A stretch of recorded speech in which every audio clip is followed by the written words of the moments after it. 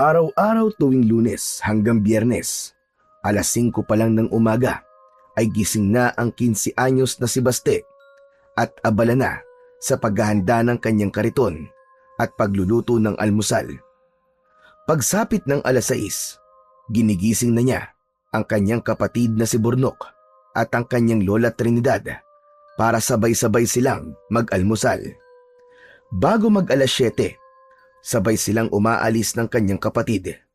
Inihahatid niya muna si Burnok sa eskwelahan nito bago siya tumuloy sa basurahan para mangalakal ng basura. Alis na po kami, Lola. Mag-iingat po kayo rito ah. Huwag niyo pong piliting kumilos kung hindi niyo po kaya.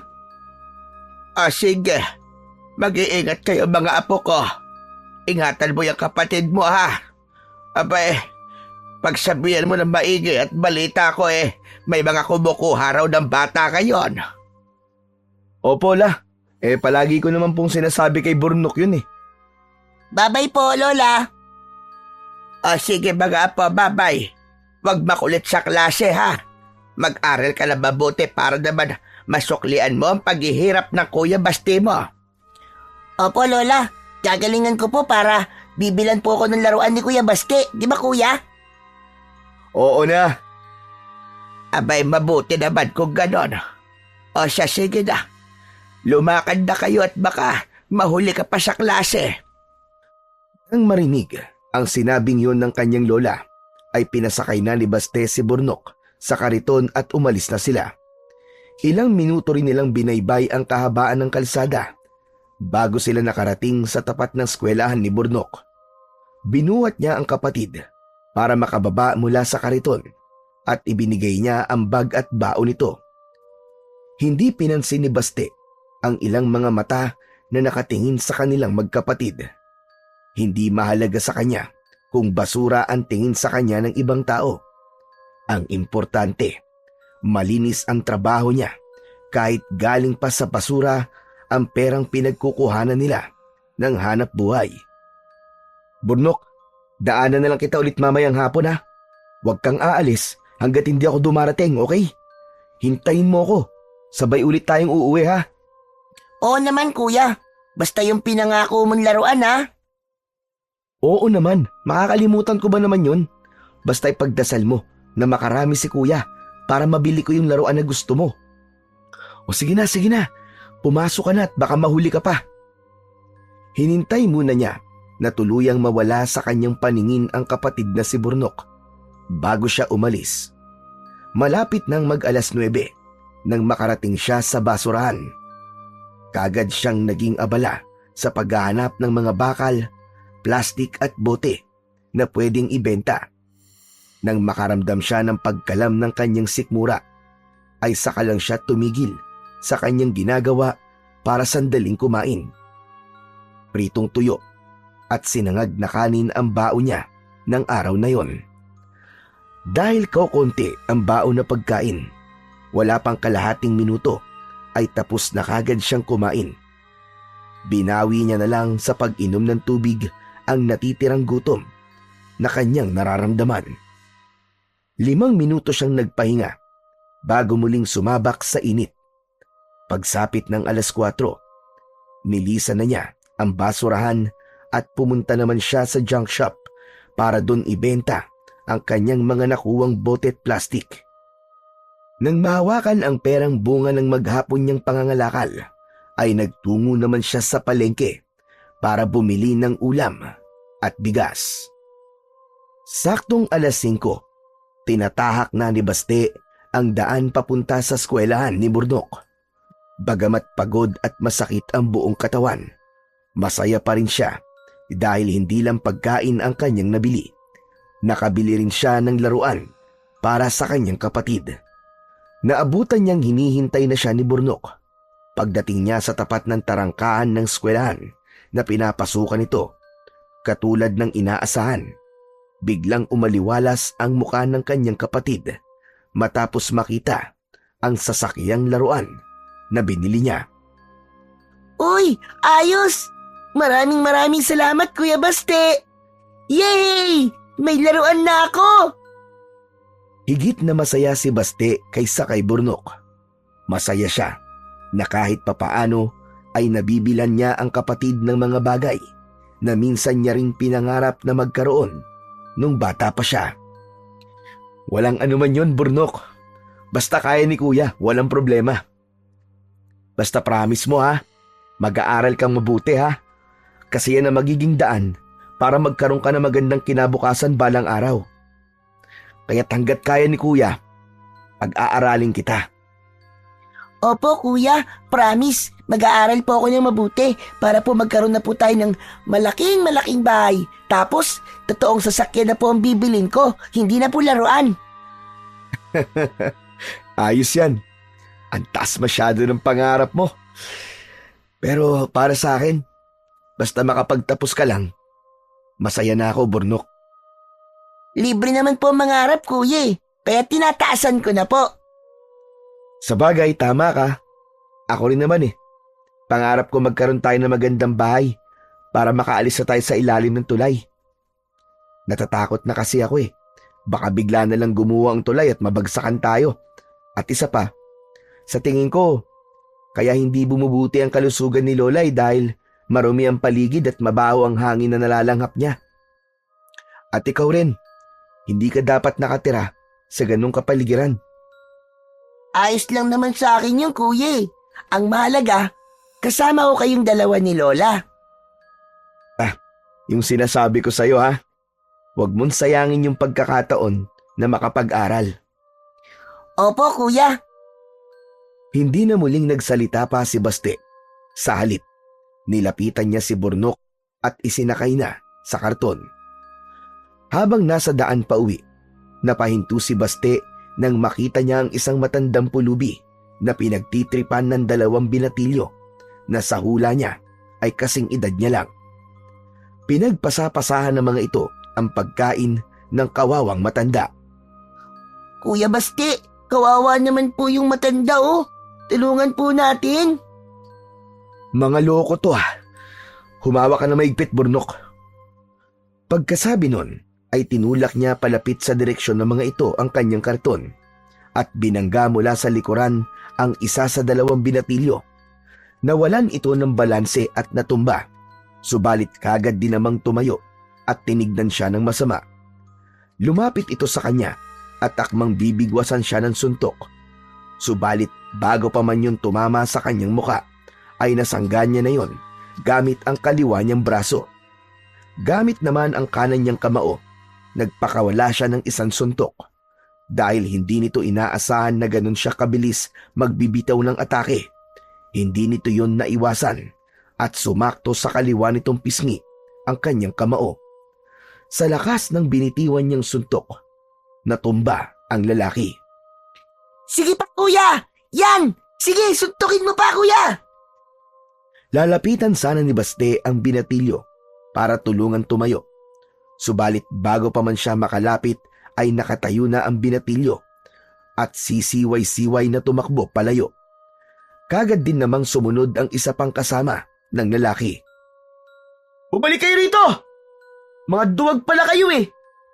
Sa mahihina lang kayo matapang! Sigaw ni Baste habang sinusundan ng tingin ang 2 binatilyo. Nang mawala sa paningin niya ang 2, ay sa kanya lang binalingan ang matandang pulubi. Dinampot niya ang pagkain nito at iniabot yon sa matanda. Tatang, saan po kayo umuwi? Sakay na po kayo. Ihatid ko na po kayo. Salamat.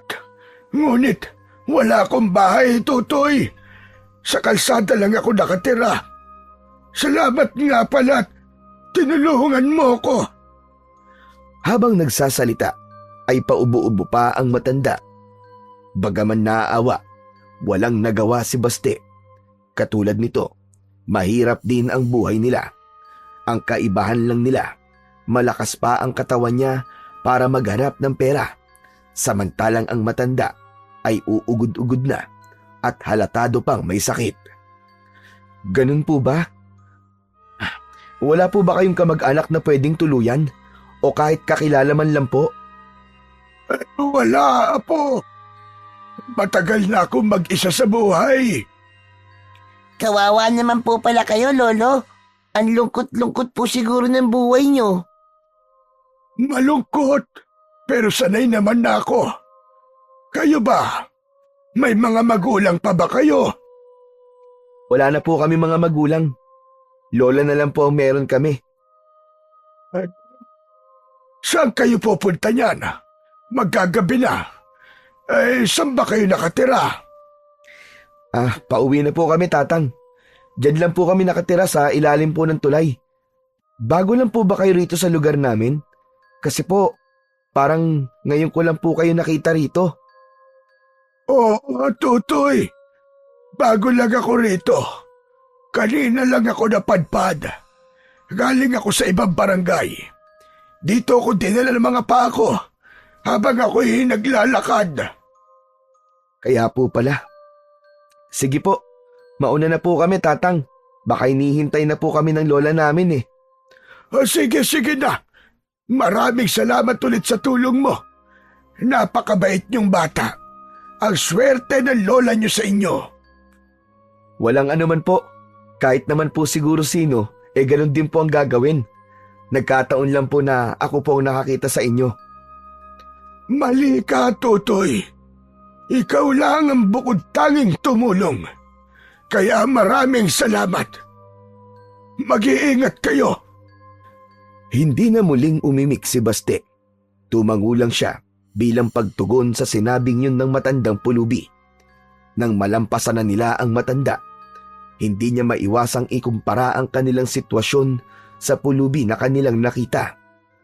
Sa kabila ng isang kahid at isang tuka nilang pamumuhay, hindi hamak na mas maswerte pa rin talaga ang kanilang buhay. Kawawa naman po si Lolo, di ba kuya? Oo nga, Burnok. Alam mo, kung mayaman lang talaga ako, tutulungan ko ang mga katulad niya. Hindi ako papayag na merong mga taong titira sa kalsada. Ang kaso kuya, mahirap lang din tayo eh. Yun na nga eh. Kaya kahit gusto kong tumulong, wala akong magagawa. Kasi salat din tayo. Ayos lang yun, Kuya Baste. Maiintindihan naman siguro tayo ni Lolo. Kaya nga, di bale, ipagdasal na lang natin siya mamaya. Ayos ba yon? Ayos na ayos, Kuya Baste. Palagi ko siyang isasama sa mga dasal ko simula ngayon. Mabuti yan. Ako ba, Burnok? Palagi ba akong kasali sa mga dasal mo? Aba, oo naman kuya. Number 1 kayo palagi ni Lola sa mga dasal ko. Lagi kong ipinagdarasal na sana palagi kang malakas at hindi magkasakit, kuya. Tapos ano? Napakunot ang noon ni Baste. Ano? Ano, Burnok? Bakit naman binitin mo pa? Ipinagdarasal ko po na sana hindi ka magsawa po sa pagbuhay po sa amin ni Lola. Saglit na natigilan si Baste sa kanyang narinig. Pambihira ka naman, Burnok, oo. Bakit naman ako magsasawa? Alam ko kasi na sobrang pagod ka na palagi sa paghahanap mo ng pera eh. Alam kong nahihirapan ka na, Kuya Baste. Oo, napapagod ako at nahihirapan. Pero ni minsan, hindi pumasok sa isip ko magsawa, Burnok. Nawawala naman ang pagod ko kapag nakikita kong nakakakain kayo ni Lole. Kaya hindi mo kailangan mag-alala ha.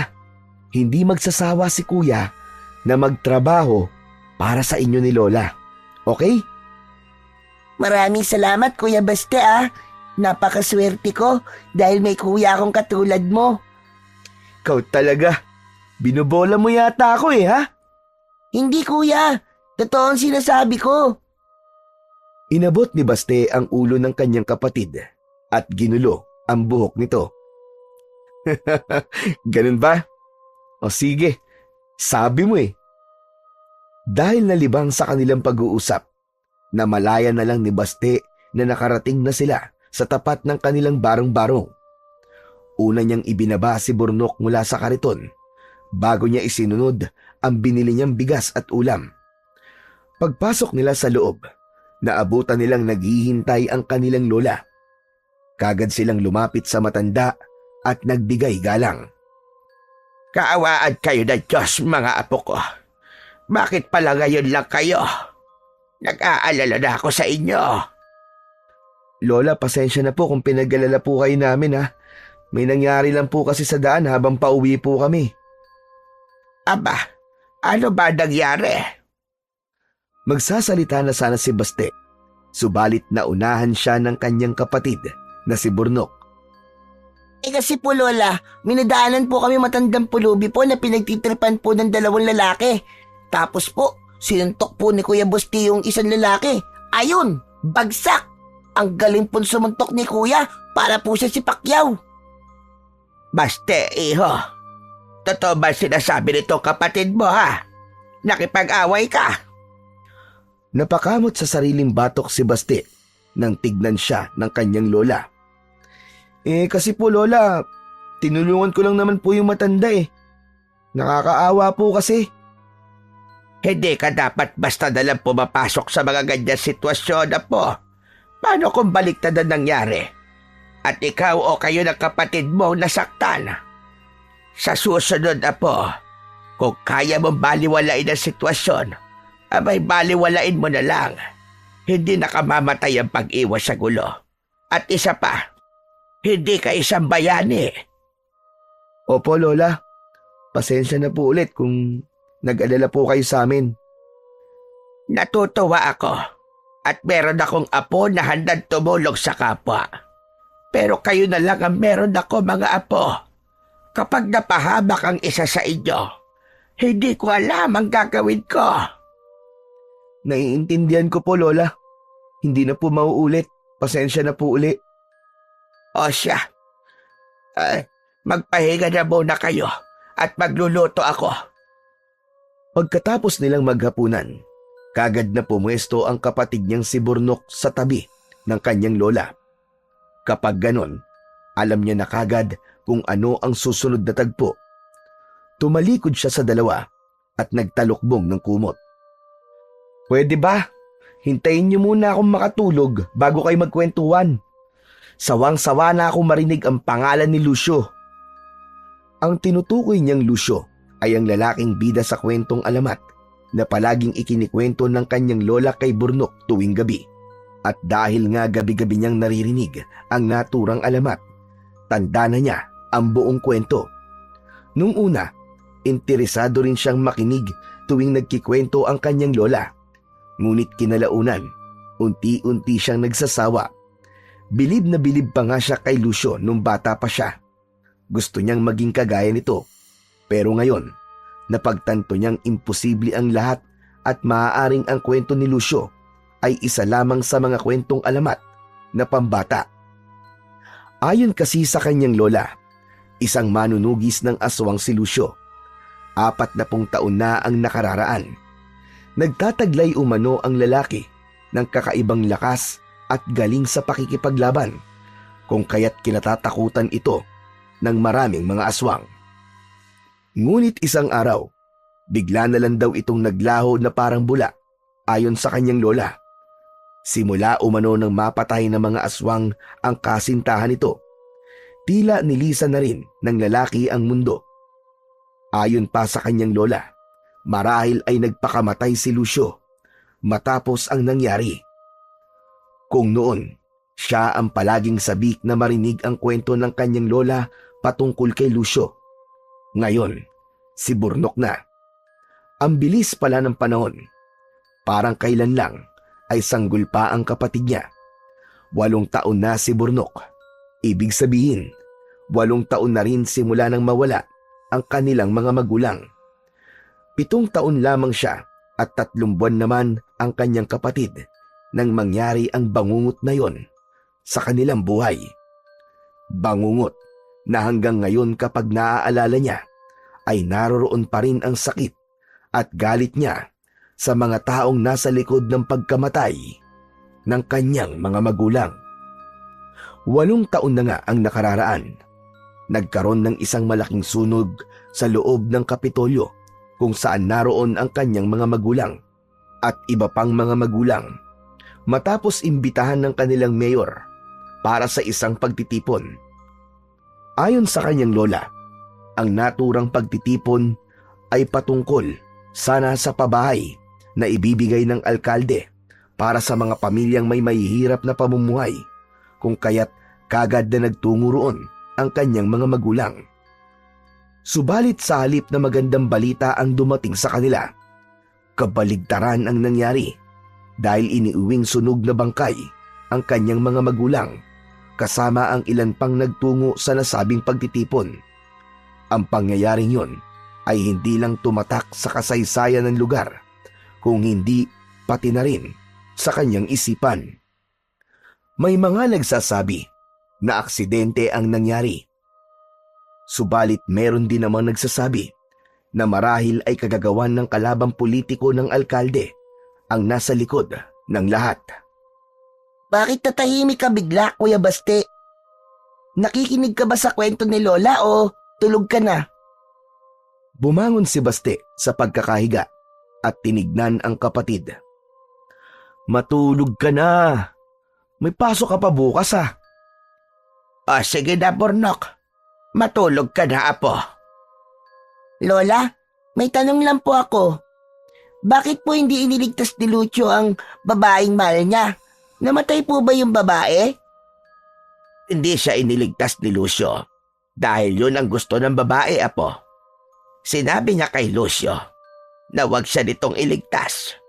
Ng mga oras kasi na yon, kailangan mamili ni Lucio kung sino ang ililigtas niya.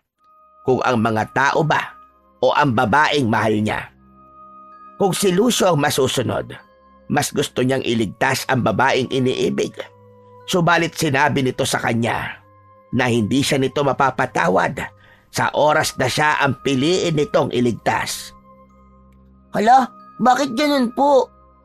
Namatay po ba yung babae, Lola? Marahil po, ay sa tingin ko, yun ang paniniwala ni Lucio kung kaya't simula nun ay bigla siyang naglaho na parang bula. Sa tingin mo po ba patay na po si Lucio, Lola? Hindi ko masabi, apo. Pero yun ang pinaniniwalaan ng karamihan. Marahil daw nagpakamatay na rin si Lucio. Ang lungkot po pala ng buhay ni Lucio, Lola. Humikab si Burnok at nahiga sa tabi ni Baste. Inaantok na po ako. Good night, Kuya Baste. Good night po, Lola. Good night, makulit na Burnok. Makalipas ang ilang sandali, tulog na ang kanyang kapatid. Subalit siya ay nananatiling gising at pabiling-biling sa higaan. Nang mga oras na yon, ay gising pa rin pala ang kanyang lola. Hindi ka yata makatulog, apo. May problema ba? Wala po, Lola. Bigla ko lang po kasing naalala ang nangyari kina nanay at tatay. Kalimutan mo na nangyari, apo. Abay, napakatagal ng panahon nun. Hindi ko po yata makakalimutan yun, Lola. Ang pangyayaring yun, ang isa sa pinakamasakit na nangyari po sa buhay ko. Hanggang ngayon nga po, hindi ko pa rin matanggap na wala na sila. Ako din naman, Baste. May mga pagkakataon na sumasagi pa rin sa isip ko nangyari. Minsan nga napapanaginipan ko pa sila na humihingi ng tulong. Marahil, hindi pa rin matahimik ang kanilang mga kaluluwa. Sana po dumalaw din po sila sa panaginip ko, Lola. Kahit sa panaginip lang. Gusto ko lang po ulit silang makita at makasama. Miss na miss ko na po sila. Nilapitan siya ng kanyang lola at niyakap. Alam kong mahirap, pero sana tanggapin mo na rin sa puso mo na wala na sila, apo. Hindi na muling nagsalita si Baste. Sa halip, sinariwa niya sa kanyang isip ang masasayang alaala nila ng kanyang mga magulang noong nabubuhay pa ang mga ito. Hanggang sa hindi niya namalayan na tuluyan na pala siyang hinila ng antok. Kinabukasan, maaga ulit na nagising si Baste para gawin ang araw-araw niyang gawain. Sabay ulit silang umalis ni Burnok at ilang beses niya itong binilin bago niya iniwan. Ilang metro na ang kanyang layo mula sa eskwelahan nito Nang mapansin niya na nakalimutan niya palang ibigay sa kapatid ang baon nito, agad naman siyang tumakbo pabalik para ibigay ang baon ng kanyang kapatid. Tila naman napagtanto rin ng kanyang kapatid na wala itong baon. Nakita niya ang kanyang kuya na tumatakbo pabalik at sasalubungin niya sana. Naging mabilis naman ang mga sumunod na pangyayari. Bago pa man siya tuluyang makalapit sa kanyang kapatid para ibigay ang baon nito, ay isang kulay itim na van ang huminto sa tapat nito at mula roon ay dalawang lalaki na pawang nakasuot ng bonnet ang lumabas at biglang dinampot ang kanyang kapatid. Uy! Bitiwan niyo ang kapatid ko! Mga hayop kayo! Tinignan lang siya ng dalawang lalaki at pagkatapos ay sumakay na sa sasakyan, bitbit ang kanyang kapatid. Hinabol niya ang sasakyan hanggat kaya niya, ngunit sa huli ay nanghihina at tinihingal siyang napahinto. Pakiramdam niya ng mga sandaling yon ay kakapusin na siya ng hininga dahil sa sobrang pagod. Sari-saring emosyon ang lumukob sa kanya. Sa huli, natagpuan ni Baste ang kanyang sarili na nasa himpilan ng mga pulis at humihingi ng tulong. Mga katagang balitaan ka na lang namin kapag may nakalap na kaming impormasyon. Ang bukod tanging naririnig niya mula sa hepe ng kapulisan matapos niyang isalaysay ang nangyari. Parang awa niyo na po. Gawin niyo naman po ang lahat para mahanap po ang kapatid ko. Kulang na lang ay lumuhod na si Baste sa pagmamakaawa.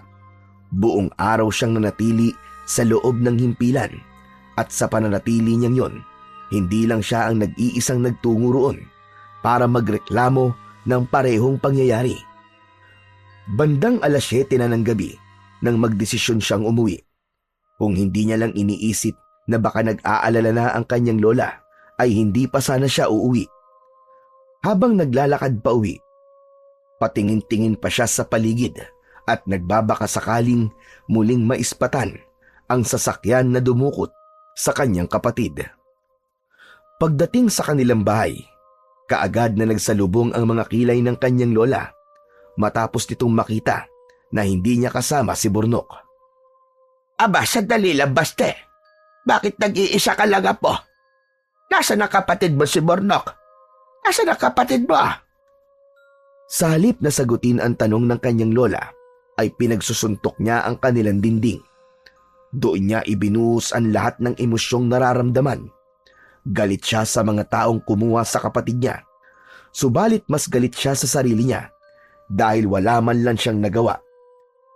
Tiyak niyang umiiyak na si Burnok ng mga sandaling yon dahil sa sobrang takot. Sigurado siyang paulit-ulit nitong isinisigaw ang kanyang pangalan. Nilapitan siya ng kanyang lola at inawat matapos makitang nasugatan na ang kanyang kamao. Teka lang po, ano ba nangyayari? Bakit ka ba nagkakaganyan? Nasaan ba ang kapatid mo si Burnok? Lola, may kumuha po sa kanya, Lola. Dinukot po siya. Ano ka mo? Dinukot? Paano? Sinong dumukot sa kanya? Hindi ko po namukhaan dahil may takip po sila sa mukha, Lola.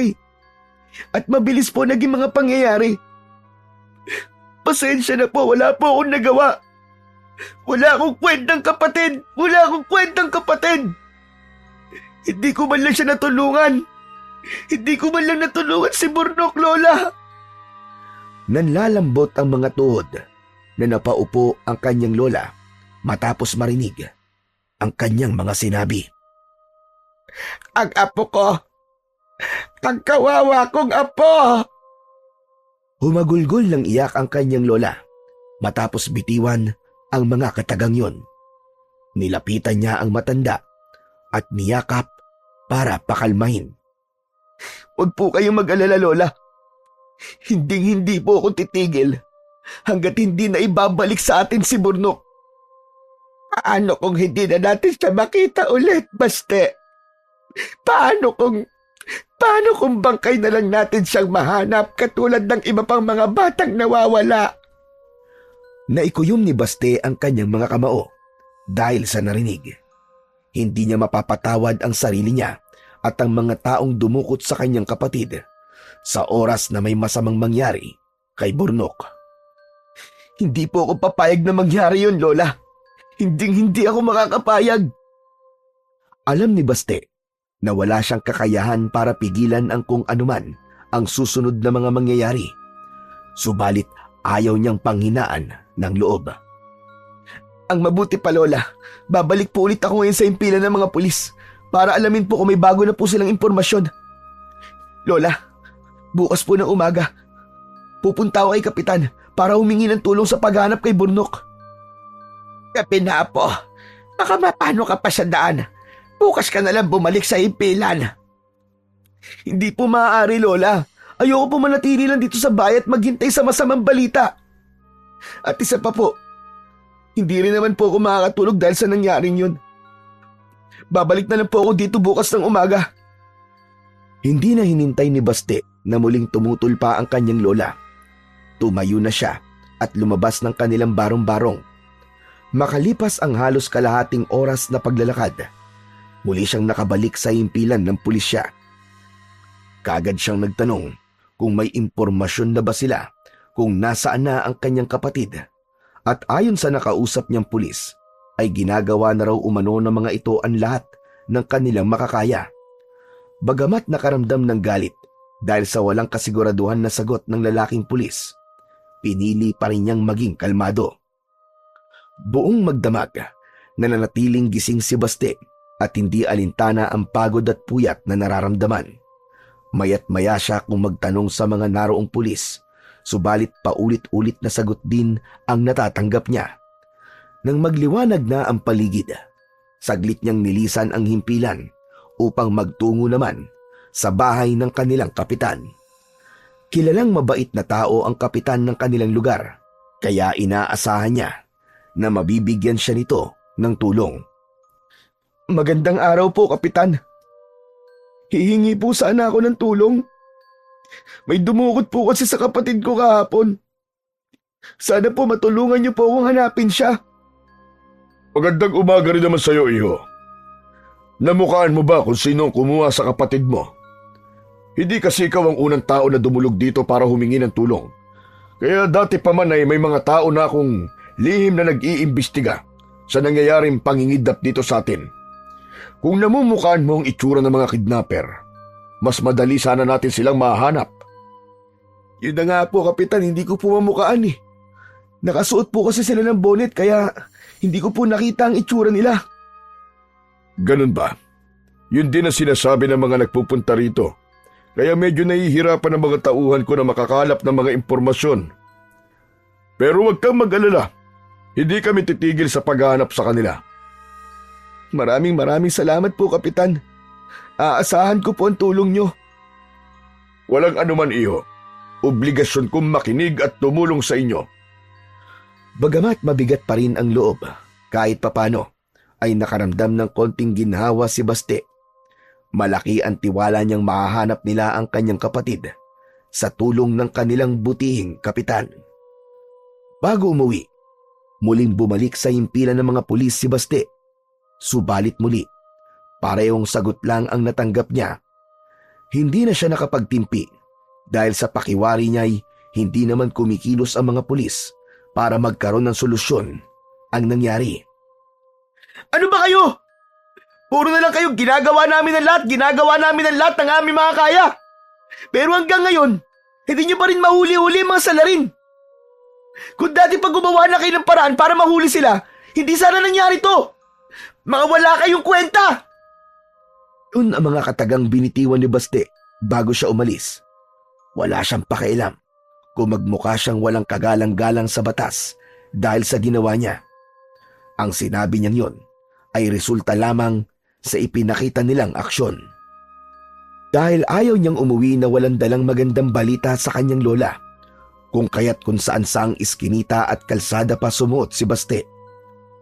Sa kanyang walang direksyon na paglalakad, nakarating siya sa parke kung saan may mangilang-ilang pamilya na namamasyal.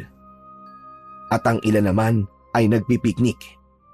Ngayon niya lang nalaman na may malapit na palang parke sa kanilang lugar. Bahay, palengke, basurahan at junk shop lang kasi ang alam niyang puntahan. Kaagad na sumagi sa isip niya si Burnok. Sigurado siyang matutuwa ang kanyang kapatid kung maipapasyal niya ito sa ganong kagandang lugar. Nang maalala ang kapatid, bumalik sa isip niya ang dahilan kung bakit siya dinala roon ng kanyang mga paa. Sa pagmamasid sa paligid, napukaw ang atensyon ni Baste sa isang lalaki na nakasandal sa isang puno. Maya-maya pa ay nakita niya itong naglabas ng candy at inaalok nun ang isang bata. Nang lumapit ang bata, napansin niyang may kung ano pang sinabi ang lalaki at makalipas lamang ang ilang segundo ay humawak naman ang bata rito at sumama. Walang inaksayang minuto si Baste, kagad niyang sinundan ang dalawa. Binilisan niya ang pagtakbo nang makita niyang papalayo na ang dalawa. Tinalunan niya ang lalaki mula sa likuran at sabay silang bumagsak. Iniharap niya ito sa kanya at inundayan ang dalawang magkasunod na suntok sa magkabilaan nitong pisngi at pagkatapos ay sinakal. Hayop ka! Nasaan ang kapatid ko? Saan niyo siya dinala? Bago pa man siya makatanggap ng sagot, ay may humintong van sa tapat nila at mula roon ay isang lalaking nakabonit ang lumabas at may hawak na patalim. Uundayan siya nito ng saksak, subalit bago pa man dumantay sa kanya ang patalim na hawak nito, ay may biglang humarang. Nagulat si Baste nang makita ang matandang pulubi na minsan niya nang tinulungan. Ang matanda ang sumalo ng saksak na dapat ay para sa kanya. Lolo! Tumayo si Baste at naging maagap sa pagsalo ng akmang babagsak na ang matanda. Sinamantala naman yon ng mga kidnapper. Kaagad na bumangon ang lalaking sinuntok niya at mabilis na sumakay matapos alalayan ng isa pa nitong kasama. Bagamat nanghihinayang, mas inuna niyang alalayan ang matandang pulubi kaysa habulin pa ang sasakyan. Habang naglalakad sila, ay hawak-hawak niya gamit ang kanan niyang kamay ang nakasampay nitong braso sa balikat niya, habang ang kaliwa naman niyang kamay ay nakayakap sa bewang nito at tinatakpan ang sugat nito sa tagiliran. Malapit na po tayo, Lolo. Konting tiis na lang po. Pagdating sa kanila, kagad siyang sinalubong ng kanyang lola, pero nasa kasama niyang matanda ang tingin nito. Aba, ano nangyari, Apo? Sino tong kasama mo? Mamaya ako na po sasagutin ang tanong niyo, Lola. Gamutin niyo po muna sugat niya. Tumiretso si Baste sa silid nilang tatlo at inihiga ang matanda sa papag na kawayan. Hinawi niya ang mahaba at puti nitong buhok na tumatabing sa mukha nito bago siya tumayo. Nang lingunin niya ang kanyang lola, ay nakita niya ang pagkabigla sa mukha nito habang nakatingin sa mukha ng matandang pulubi. Bakit po, Lola? Ha? Wala naman, Apo. Nagulat lang ako at nagdala ka ng hindi mo kilala rito sa bahay. Ano pa ang nangyari? Bakit siya may sugat? Lumapit sa matanda ang kanyang lola at sinimulang linisin ang sugat nito. Nakaikwentro ko po kasi kanina yung nangunguha po ng mga bata, Lola. Ako ang dapat na masasaksak, pero bigla po siya sumulpot at tumarang. Aba, ano nangyari, Apo? Nalaman mo ba kung sa dinala ang kapatid mo? Nahuli ba sila? Sunod-sunod na umiling si Baste. Hindi po, Lola, pero wag po kayo mag-alala. Ngayong namumukaan ko na po ang isa sa kanila, madali ko na po silang mahanap. Sana nga mahuli na sila para makita na rin natin ang kapatid mo. Sobra na talaga ako nag-aalala. Bukas na bukas din po pupunta po ako kay Kapitan para ipaalam po nangyari. Kay Kapitan ko na lang po ipapaubaya ang paghuli sa kanila, Lola. Wala po akong tiwala sa mga pulis. Ikaw ang bahala, Apo. Bakit ka nga pala niya iniligtas? Matagal na ba kayo magkakilala? Ang matandang pulubi ang tinutukoy ng kanyang lola. Hindi po, Lola. Isang beses pa lang po kami nagkita. Natatandaan niyo po ba yung ikinuwento sa inyo ni Burnok na may tinulungan po akong pulubi? Siya po yun, Lola. Baka po gusto niyang bumawi sa akin kaya iniligtas niya po ako. O hindi kaya nakatadhana talaga na pagtagpuin kayo. Hindi ko ito inaasahan. Ang buong akala ko pa naman. Huminto sa pagsasalita ang kanyang lola at tinitigan ang matanda. Napakunot ang noo ni Baste dahil sa kanyang narinig. Ano pong ibig sabihin niyo, Lola? Saka ko na sasabihin na po. Magpahinga ka na muna. Alam kong pagod at puyat ka. Bagamat nagtataka, hindi na muling nagsalita pa si Baste. Lumabas siya sa kanilang silid na nahiga sa upuang kahoy na ginawa niya. Dala ng pagod, kaagad siyang dinalaw ng antok. Kinabukasan, maaga siyang nagising at umalis sa kanilang bahay. Nagpunta siya sa bahay ni Kapitan para ipaalam ang nangyari kagabi. May ipinatawag na tao si Kapitan matapos niyang sabihin na namumukaan niya ang itsura ng kidnapper na nakaengkwentro niya. Habang isinasalaysay niya ang bawat detalye ng mukha nito, ay iginuguhit naman yun ng lalaki. Pagkatapos iguhit, iniharap sa kanya ni Kapitan ang resulta. Ito ba ang mukha ng lalaking nakita mo kahapon?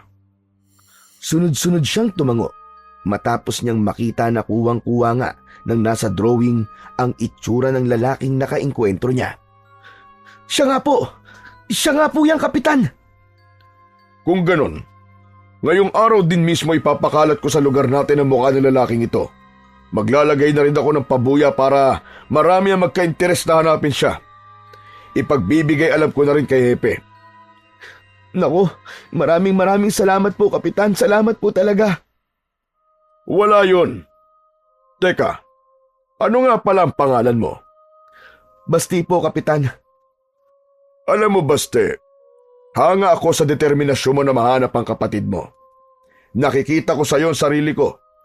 Takot na takot din ako nung nawala sa akin ang mga mahalagang tao sa buhay ko. Siya na lang po kasi ang meron ako, Kapitan. Wala na po kami mga magulang eh. Kasama po sila sa nasawi nung nagkaroon po ng sunog sa Kapitolyo. 8 taong gulang pa lamang po ako nun. Ikinalulungkot ko. Ang aga mo palang naulila sa mga magulang. Pareho tayo. 7 taon lang ako nang mawala ang mga magulang ko. Kaya naiintindihan ko ang nararamdaman mo ngayon. Huwag kang mag-alala. Hahanapin natin ang kapatid mo. Tatanawin ko pong isang malaking utang na loob ang ginawa mong pagtulong sa akin, Kapitan. Sa inyo ko na po ipapaubaya ang paghahanap sa kapatid ko. Bago nagpaalam, ay ilang beses pang nagpasalamat si Baste sa kagalang-galang na Kapitan. Sa pagbabakasakali na muling maispatan sa paligid ang mga kidnapper, minsan pang nag-ikot si Baste sa kung saan-saan. Nakarating siya sa tabing ilog, kung saan madalas may matagpo ang mga bangkay, at biglang bumundol ang kaba sa kanyang dibdib nang makitang may mga nagkakagulo. Mas lalong lumakas ang kabog ng kanyang dibdib nang marinig niya na may bangkay umano ng isang bata na nakitang palutang-lutang sa ilog. Dahan-dahan siyang naglakad palapit sa mga taong nakikiusyoso at nakipagsiksikan. Bang papalapit ay paulit-ulit siyang nagdarasal na sana mali ang tumatakbo sa kanyang isip. Nang may marinig siyang hagulgol ng isang babae at sumigaw ng anak, ay biglang gumaan ang kanyang pakiramdam. Gayunpaman, nakaramdam pa rin siya ng awa para sa bata at sa nanay ng biktima. Kalunos-lunos ang itsura ng nasabing bangkay at halos hindi niya na yun magawang tignan ng matagal. Sobrang hindi makatarungan ang ginawa nila sa bata. Wakwak ang dibdib nito at kinuha ang puso. Biglang nanghina ang mga tuhod ni Baste dahil sa isiping posibleng ganun din ang kahantungan ng kanyang kapatid. Hanggang makauwi si Baste ay laman pa rin ng kanyang isipan ang nakitang bangkay. Matagal niya nang nababalitaan ang tungkol sa mga batang kinikidnap at natatagpo ang patay, subalit ngayon lang niya nalaman na ganun pala kabrutal. Aba, Baste, bakit parang pinagsakluban ng langit at lupa ang mukha mo, apo? May balita na ba kay Burnok? Wala pa rin po, Lola, pero kumikilos na po si Kapitan para mapadali na po ang paghahanap. Abay, magandang balita yan. Lalo na't kilalang tao si Kapitan at maraming koneksyon. Oo nga po eh. Kaya nga po, sobra po ako nagpapasalamat sa kanya. Kung nagkausap na pala kay ni Kapitan tungkol sa paghahanap kay Burnok, abay bakit ka malungkot, Apo? Lola, may natagpuan na naman po kasing bangkay ng isang bata sa tabing ilog. Natakot pa nga po ako nung una, Lola dahil akala ko nga po si Burnok na. Grabe, Lola. Tinanggalan nila ng puso yung bata. Hindi na po sila naawa. Halang ang kaluluwa ng mga ganong tao, Apo. Walang ibang mahalaga sa kanila, kundi ang kumita ng salapi. Totoo po ba talaga na ibinibenta nilang lamang loob na nakukuha nila sa mga bata? Napakasama po nila. Para silang mga demonyo. Pumapatay sila ng mga walang kalaban-laban para lang sa salapi. Tama ka, Apo. Kaya mahirap puksain ang ganyang krimen. Malaki kasi ang posibilidad na mga kilalang personalidad din ang utak ng sindikato niyan. Kasangkapan lamang nila yung mga nangingidnap. Natatakot po ako, Lola. Paano kung mamaya o bukas bigla na lang nating mabalitaan na wala na nga si Burnok? Huwag kang panghinaan ng loob, Apo. Ngayon ka pa ba mawawalan ng pag-asa kung kailan tinutulungan ka na ni Kapitana? Tama kayo, Lola. Hindi dapat ako mawalan ng pag-asa. Hindi ko dapat biguin si Burnok. Alam kong hinihintay niya ako na iligtas siya sa bangungot na pinagdaraanan niya ngayon. Dapat makabalik siya sa atin kagad, Apo. Hindi natin hawak ang posibleng mangyari sa kanya sa mga susunod na araw. Musta po pala si Lolo? Kumusta po ang sugat niya? Sinadyang baguhin ni Baste ang kanilang usapan dahil masyado na siyang nagiging emosyonal. Ayos na ang lagay niya, Apo. Nawalan lang siya ng malay kagabi habang tinatahi ko ang sugat niya. Nagkamalay na po ba siya ulit? Oo, Apo. Pero sinabihan ko siya magpahinga na muna. Huwag mong pilitin bumangon at baka matanggal ang tahi niya. Teka, Apo. Hindi ka pa kumakain simula kahapon. Baka naman mapabayaan mo na ang katawan mo niyan. Kumain ka na muna, Apo. Maupo ka at ipaghahain kita. Hindi pa naman po ako gutom, Lola. Iidlip na lang po muna ako. Sigurado ka? Opo. O sige, ikaw ang bahala. Kumain ka mamaya kapag nagutom ka, ha? Tumango lang si Baste at nahiga na sa upuan. Dahil marahil sa pagod, kagad siyang nakatulog. Bandang 10:00 ng gabi, nagising si Baste. Nakarinig siya ng kaluskos mula sa labas. Lalapit sana siya sa pinto para silipin kung ano ang ingay na yon. Subalit nagulat siya dahil bigla yung bumukas. Mistulang ipinako sa kanyang kinatatayuan si Baste nang makita ang kakilakilabot na nilalang na nakatayo sa labas ng pinto. Humakbang ito papasok at akmang susuguri na sana siya, subalit bigla rin itong natigilan matapos makitang lumabas sa kanilang silid ang kanyang lola at ang matandang pulubi. Napuno siya ng pagtataka nang makita niyang tila nahihintakutan itong tumakbo palabas at naglaho sa dilim. Nakita niyo ba yun, Lola? Nakita niyo? Aswang yun, hindi ba? Bakit parang bigla siyang natakot sa inyo? Aswang nga yun, Apo. Hindi ko alam na may aswang din pala sa lugar na ito. Muntik ka na ron, Apo. Oo nga po, Lola. Mabuti na lang po at lumabas kayo. Parang natakot po bigla sa inyo Hindi sa akin, Apo. Dito kay Ambo siya natakot. Patunay lamang yon. Nakilala pa rin nila kung sino ang dapat nilang katakutan. Nagtaka si Baste sa kanyang narinig. Ano po, Lola? Ano pong ibig niyo sabihin? Sasagutin ko ang tanong mo na yan sa isang kondisyon. Ano pong kondisyon? Sa halip na sagutin ang tanong niya, ay kumuha ng plato ang kanyang lola at nilagyan yon ng pagkain at pagkatapos ay sinenyasan siyang maupo. Ikikwento ko sa iyo ang lahat habang kumakain ka, Apo. Hindi makapaniwala si Baste sa kanyang mga nalaman matapos marinig ang mga isiniwalat ng kanyang lola. Hindi na niya nagawa pang tapusin ang kinakain niya at nakinig na lang siya rito. Ayon sa kanyang lola, ang matandang pulubi na minsan niyang tinulungan ay walang iba kung hindi si Lucio, ang lalaking manunugis ng aswang sa kwentong alamat na palaging ikinikwento ng kanyang lola sa kanila ni Burnok. Hindi ito nagpakamatay o namatay.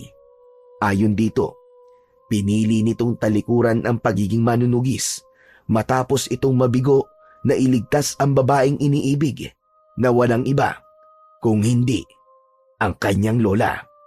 Ang buong akala pala nito ay namatay nung gabi rin na yon ang lola niya, kaya masyado itong nalungkot at sinisi ang sarili sa nangyari. Paano ka nakaligtas nung gabing yun, lola?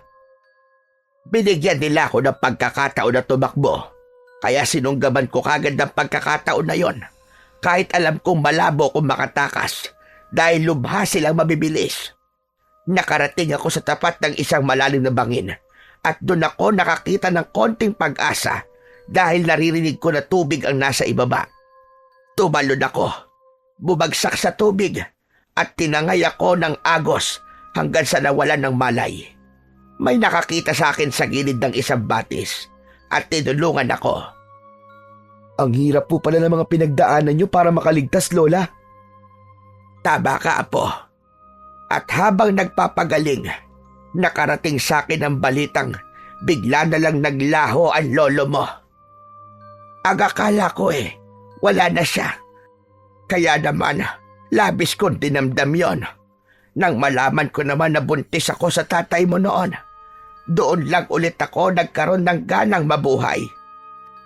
Ibig sabihin, tatang, totoo pala talagang lolo kita. Kaya po pala ang gaan-gaan ng loob ko po sa inyo nung araw na tinulungan kita. Naku, makapaniwala sa mga nangyari. Ang buong akala ko, mag-isa na lang ako sa buhay. Hindi ko inaasahan na buhay pa pala ang lola mo at may bonus pang mababait na apo. Hindi rin po ako makapaniwala. Parang ang hirap po paniwalaan na lolo ko po si Lucio. Kaya po pala natakot yung aswang kanina nang makita kayo. Marahil ay isa siya sa mga nakaengkwentro ko na noon. Mukhang may edad na ang isang yun. Ito po ang unang beses na merong aswang na napadpad dito. Wala rin naman po kami nababalitaan na merong paghalagalang aswang o nababalitaang may nabibiktima. Nakapagtataka nga kung bakit may biglang nagpakitang aswang. Ano kaya ang ibig sabihin nun? Sigurado ko naligaw lang yon at dito napadpad. Nagkataong ito ang bahay na pinakamadaling mapasok at nasa tagong lugar pa. Kaya marahil dito siya nagtungo. Huwag kang mag-isip ng kung ano-ano, Trinidad. Pero ang mahalaga hindi po siya nagtagumpay na makapambiktima. Kaya siguradong maghahanap po siya ng bagong biktima, Lolo. Lolo, kailangan po natin siyang pigilan. Matagal na akong huminto sa ganyan na po. At isa pa, matanda na ako. Hindi na ganun kaliksi at kalakas ang aking pangangatawan. Ganun po ba? Kung ganun, ipagbibigay alam ko na lang po kay Kapitan para sila na po ang bahalang maghanap. Magandang ideya yung naisip mo. Palagi mo nababanggit yan si Kapitan. Mukhang mabuti siyang tao. Base na rin sa mga naririnig ko mula sa iyo. Opo, siya po ang tumutulong sa akin para mahanap ko po si Burnok. Nakikita raw po niya ang sarili niya sa akin kaya gusto niya po akong tulungan. Mabuti naman at mabuting tao ang kapitan niyo dito. At hindi katulad ng iba na walang pakialam sa mga tao sa paligid. Sandali lang.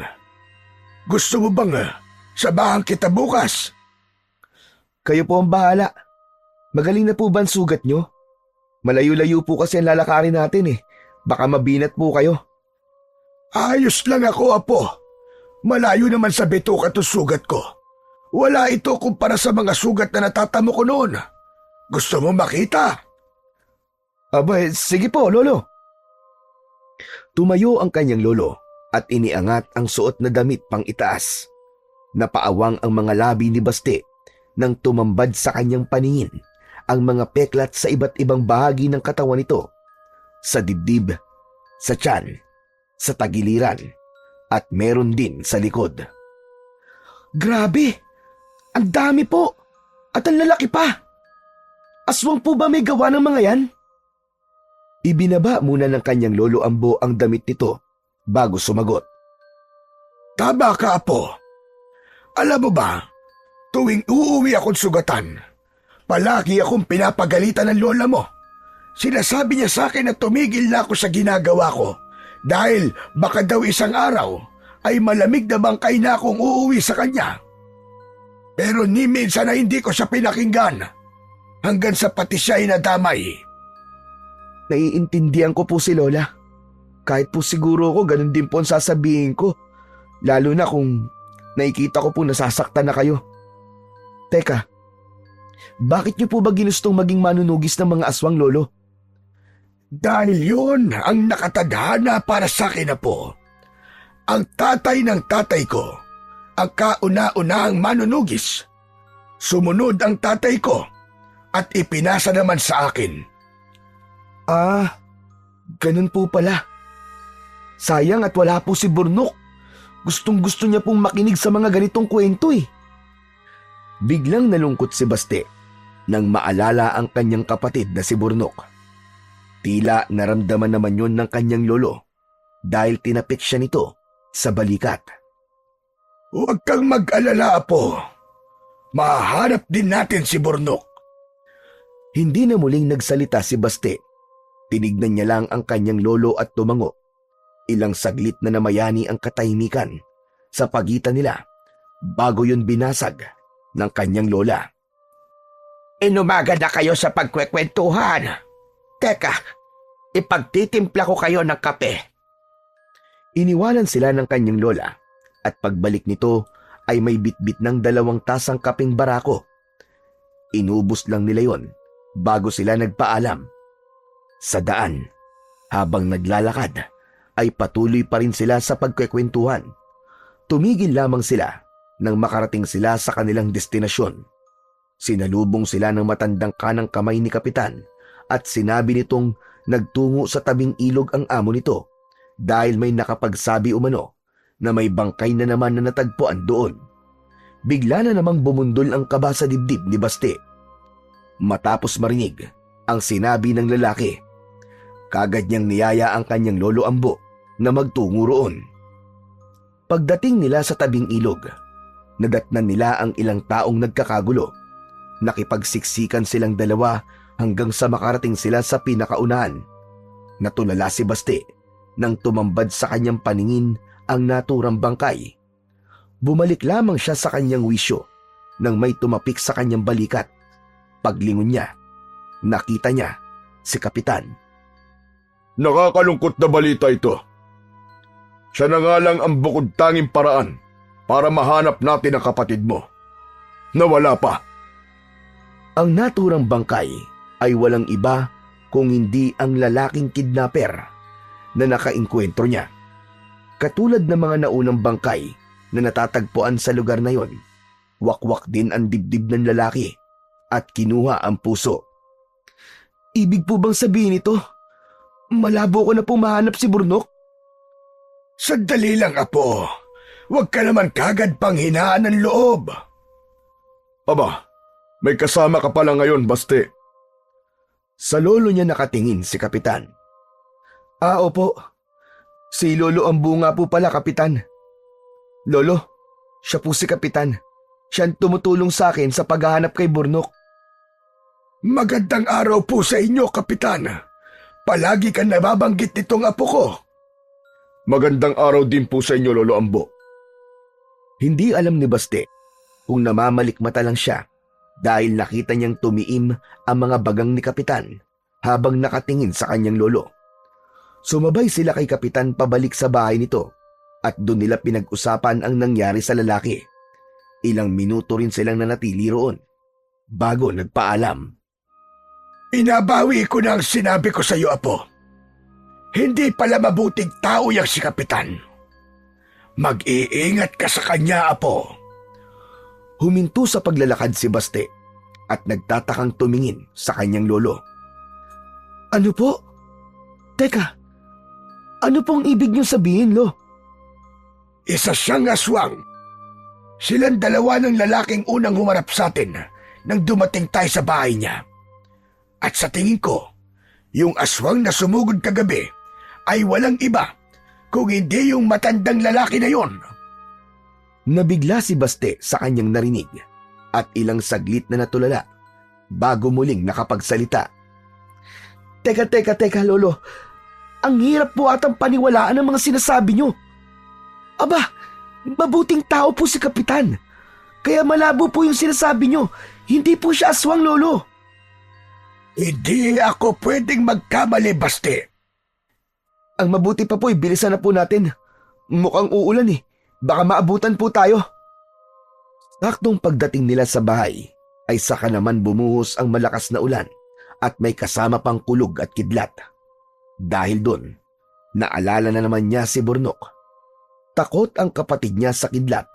Palagi itong nagtatago sa likod niya tuwing kumikidlat. Kung minsan pa nga, ay umiiyak pa. Saan ka pupunta, Apo? Abay, ang lakas ng ulan. Tanong sa kanya ng kanyang lola nang makita siya nitong tumayo at lumapit sa pintuan. Hahanapin ko po si Burnok, Lola. Yun lang ang naging tugon niya at lumabas na siya. Sinugod niya ang malakas na ulan at hindi alintana ang kidlat. Narinig niyang ilang beses siyang tinawag ng kanyang lola, subalit hindi siya nag-abalang lumingon. Una siyang nagtungo sa himpilan ng mga pulis. Nagbabaka sakaling may magandang balita siyang marinig. Subalit ganun pa rin ang naging tugon sa kanya ng hepe. Sunod siyang nagpunta sa parke, sa palengke at kung saan-saan pa. Sa huli, natagpuan ni Baste ang kanyang sarili sa tapat ng bahay ni Kapitan. Oh, Baste! Aba, napasugod ka, gabi na. Halika, pasok.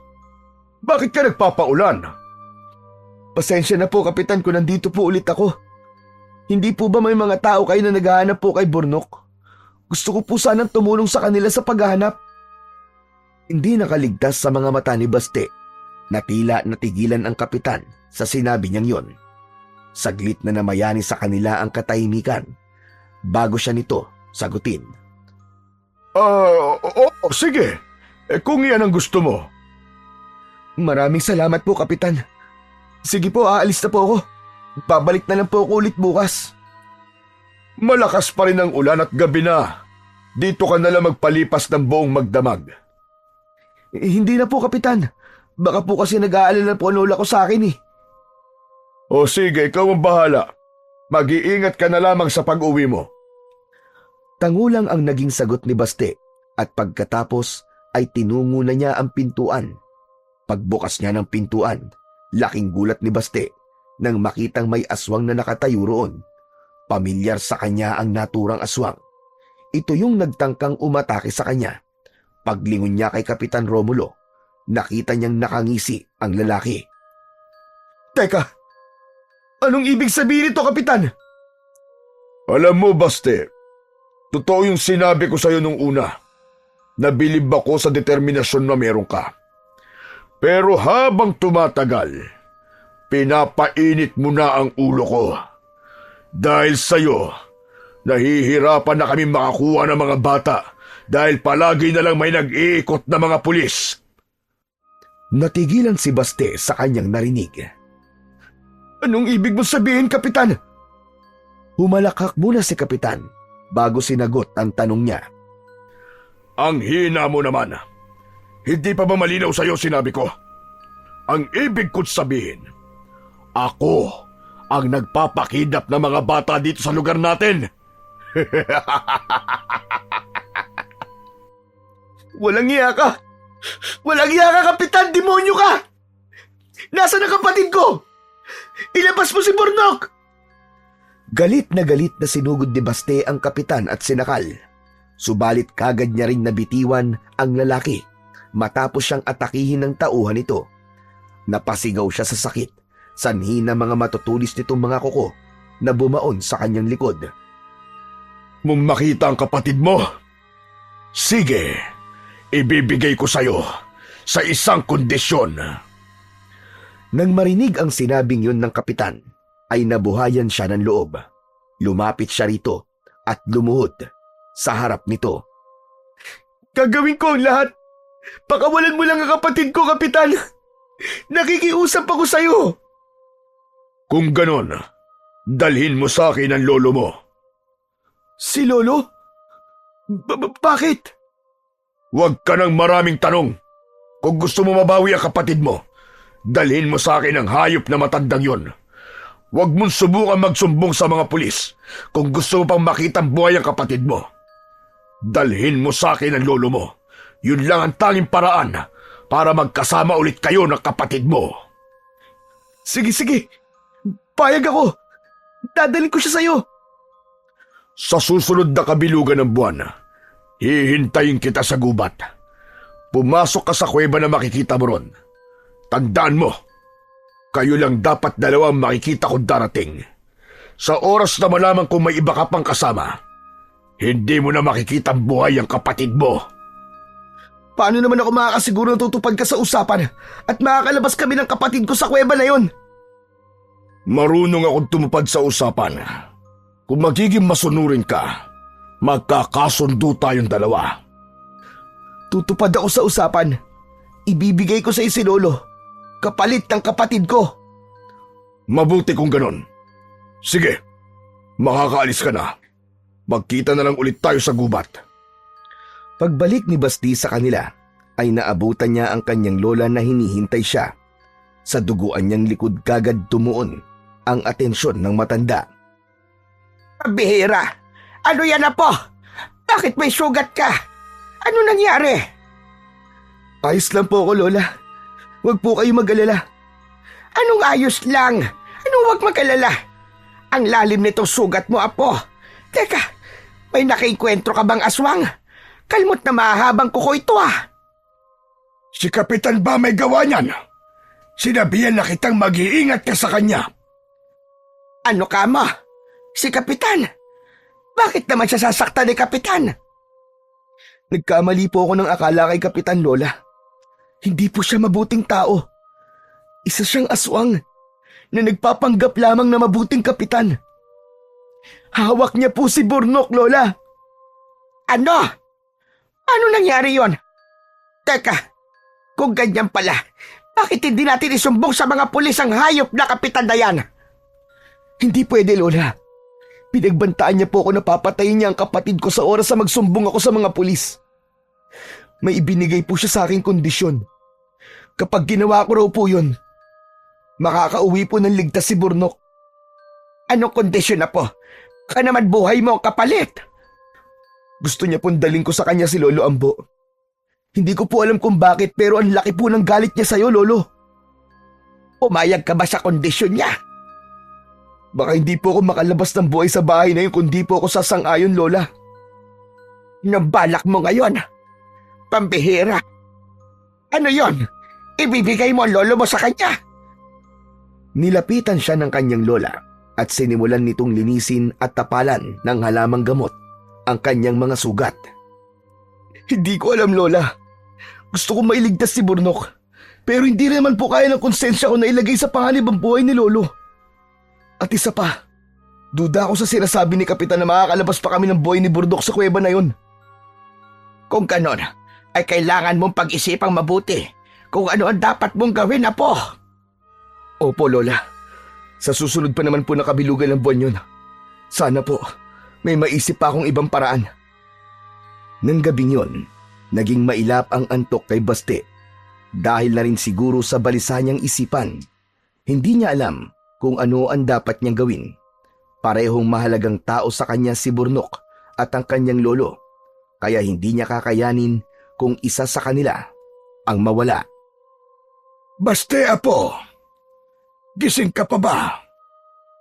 Opo, Lolo. Bakit po? Bumangon ang kanyang lolo at lumapit sa kanya. Hindi ka ba nagtataka kung paano ako naging manunugis noon? Sa pagkakaalam ko po, malakas kayo at magaling makipaglaban, Lolo. Yun po kasi ang kwento ni Lola sa amin. Tama ka, Apo. Pero maliban doon, meron din akong gabay. Gabay? Ano po yun, Lolo? Sa halip na sagutin ang tanong niya, ay may dinukot ang kanyang lolo sa bulsa nito. Isa yung pulang tela. Nang buklatin nito yon, ay tumambad sa paningin niya ang isang kwintas na may palawit na tila maliit na sungay na kulay itim. Ito ang tinutukoy ko. Mutya ang tawag sa ganito. Maraming ibang uri ng mutya. Ang isang ito ay galing sa pangil ng toro. Marahil ay nagtataka ka kung paano ko nalampasan ang mga sugat na natamo ko sa bawat aswang na nakakalaban ko. Dahil yun, sa mutya na ito, binibigyan ka nito ng karagdagang lakas at bilis. May mabisang kapangyarihan din itong taglay na pangontra sa kahit na anong itim na mahika, katulad ng kulama at barang. Bakit hindi niyo na po isinusuot, Lolo? Simula kasi ng talikuran kong pagiging manunugis, ay hinubad ko na ito at hindi na muling isinuot pa. Simula rin noon, nagbulag-bulagan at nagbingi-bingihan na ako sa mga taong nangangailangan ng tulong. Binalak ko ang itapon na lang ito noon dahil wala naman akong anak na pwedeng magmana. Pero nagbago ang isip ko at sabi ko sa sarili, maghahanap na lang ako ng taong karapat-dapat na pagkalooban nito. Kahit hindi ko kadugo, basta may mabuting puso. May nahanap po ba kayo? Meron na po. At walang iba, kundi ikaw. Simula nung gabing tinulungan mo ko, alam ko na kagad na nahanap ko ng susunod na tagapagmana ng mutya. Alam mo bang, peke lang ang tagpo na yon. Kasabwat ko sila. Gusto ko lang subukan kung tutulungan mo ko. Totoo po ba, Lolo? Bakit niyo naman po ako gustong subukin? Gusto ko lang tiyakin kung may mabuti kang kalooban at handang tumulong sa iba. At hindi nga ako nagkamali. Kaya simula noon, ikaw na ang napili kong maging tagapagmana. Ganun po ba? Kapag po ba tinanggap ko yan, ibig sabihin, magiging manunugis na rin po ako ng aswang? Depende sa iyo kung susunod ka sa yapak namin na po. Ako kasi, dumaan talaga ako noon sa matinding pagsasanay bago naging isang ganap na manunugis ng aswang. Bata pa lang ako, sinasanay na ako ni tatay sa pakikipaglaban. Malalakas kasi ang mga aswang, lalong-lalo na kapag kabilugan ng buwan. Kung kakalabanin mo sila, hindi sapat na malakas ka lang. Dapat may alam ka rin sa pakikipaglaban. Gusto ko pong talunin si Kapitan, Lolo. Hindi lang para mailigtas ko si Bornok, kung hindi para na rin matigil na ang mga ginagawa niya. Marami na siyang nabiktimang mga bata. Ang akala po ng karamihan, sindikato nasa likod ng mga pangingidnap dahil puso po ang kinukuha sa mga kawawang biktima. Pero aswang pala. Hindi ko alam kung ano ang pakay niya sa akin, pero handa akong sumama sa iyo, Apo. Wag na po, Lolo. Sigurado ako na panganib po naghihintay sa inyo doon. Ako na lang po mag-isa ang pupunta. Bahala na po kung anong mangyari. Tanggapin mo ito, Apo. Tutulungan ka nito na magtagumpay ang anumang nais mong gawin. Matanda na ako, kaya ikaw na ngayon ang bago nitong tagapangalaga. Hindi na tumutol pa si Baste nang isuot sa kanya ng kanyang lolo ang kwintas na may palawit na mutya ng pangil ng toro. Kaagad nakaramdam siya ng kakaiba sa kanyang katawan. Parang may kung anong bultahe na biglang dumaloy sa kanyang mga ugat. Napangiwi si Baste nang biglang sumigid ang kirot ng sugat niya sa likod. Ilang segundo rin ang itinagal ng sakit bago yun tuluyang nawala. Pinakiramdaman niya ang kanyang sarili at hindi siya makapaniwala nang mapagtanto niyang biglang naghilom ang kanyang sugat. Lolo, Gumaling na po agad ang sugat ko. Oo, apo. Isa yan sa kakayahan na meron ng mutya. Kaya nitong padaliin na gumaling ang mga sugat mo sa katawan. Nasiyahan si Baste sa kanyang narinig. Bigla siyang nagkaroon ng pag-asa na matalo si Kapitan. Buo na ang desisyon niya. Haharapin niyang mag-isa ang lalaki at babawiin niya ang kanyang kapatid. Hanggang sa sumapit na nga ang kabilugan ng buwan, ang itinakdang araw ng kanilang pagkikita. Sigurado ka na ba talaga sa desisyon mo, apo? Magsumbong ka na lang kaya sa mga pulis para tulungan ka nila. Hindi pwede, Lola. Maigpit niyang ibinilin sa akin na wag ako magsusumbong o magsama ng pulis. At isa pa, kung magsasama ako ng mga pulis, siguradong mapapahamak lang silang lahat. Natatakot ako sa gagawin mo, apo. Paano kung hindi na kayo makabalik ng kapatid mo? Gusto ko mailigtas siya. Pero kung wala namang kasiguraduhan na makakauwi kayong dalawa, mas mabuti pa siguro na wag ka na lang tumuloy. Dito ka na lang, apo. Hindi po pwede. Kailangan ko pong pumunta ron. Ito na po ang pagkakataon ko na makita ang kapatid ko. Alam ko pong matagal niya na akong hinihintay. Pasensya na po, Lola. Pero hindi niyo na po ako mapipigilan. Bago siya lumabas ng kanilang bahay, ay nilapitan niya muna ang kanyang lolo. Lolo Ambo, ikaw na po muna ang bahala kay Lola. Kapag sumapit po ang Bukan Liwayway na wala pa kami, umalis na po kaagad kayo dito. Sige, apo. Mag-iingat ka. Umalis si Baste, na tanging bitbit lamang ay isang patalim na itinago niya sa kanyang likuran. Dahil malayo ang gubat at malawak ang loob nito, gabi na nang mahanap ni Baste ang kuweba na tinutukoy ni Kapitan. Ilang minuto rin siyang naglakad papasok bago niya marating ang pinakadulo. Kuya! Kuya Baste! Kuya Baste, tulungan mo ako! Kaagad na hinanap ni Baste kung saan nanggagaling ang boses na yon ng kanyang kapatid. Pagtingin niya sa kanang bahagi, nakita niya si Burnok. Nakakulong ang kanyang kapatid sa isang kulungan na gawa sa kahoy. Burnok! Burnok, ayos ka lang ba? Huwag ka mag-alala. Nandito si Kuya. Kuya! Tulungan mo ako! Natatakot ako! Ayoko na rito, Kuya!